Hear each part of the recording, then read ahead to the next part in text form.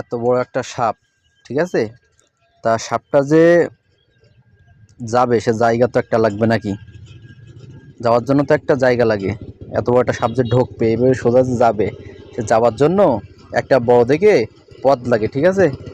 তো পথটা আমি দেখাচ্ছি, সাপটা যদি দোকানে যে এই পথ দিয়ে ঢুকতো তাহলে মনে হয় ভালো হইতো, ঠিক আছে।